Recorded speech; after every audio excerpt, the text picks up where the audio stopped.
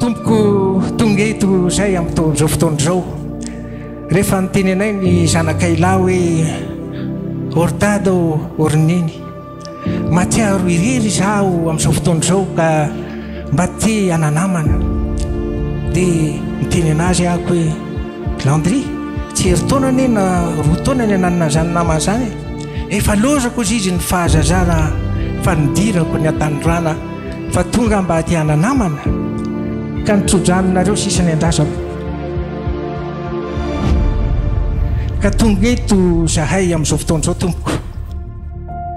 tonga angataka ny ramatokely efa mba nijerijery any izy tany efa nandeha any izy teo taninandro fa zao vahatsy ny aina ty aminareo zao ihany ny tena tiny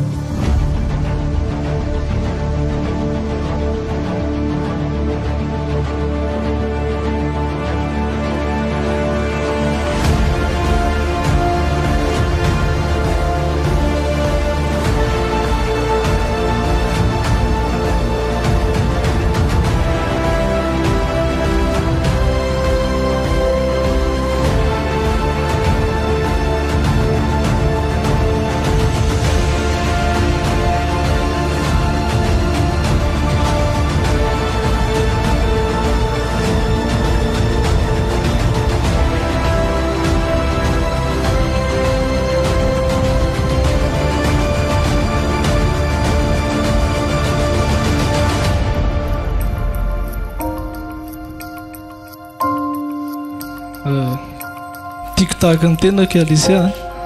dia raha tsy ny haiko ny lasa tsy ovy izany fitiavako azy izany.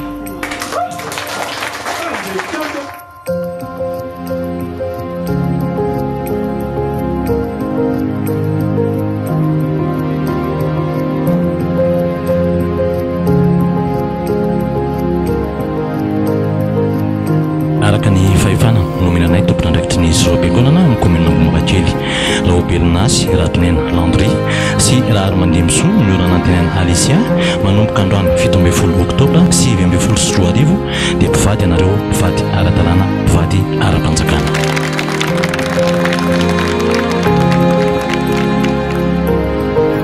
Tsisy hoe inona fa zavaky ny teny aho hoe tiako ialahy dia tsy anakatra volana anakatra zavatra rehetra fa tena tia mba dia nitsika efa naoviana vato ny fezadrana dia fitia fadiana mandrakizay tony.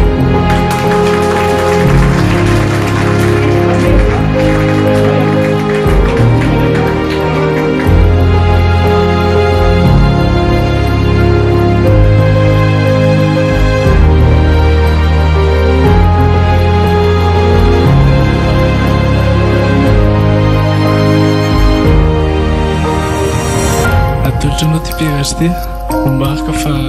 vivadiko anaovana mokandroany.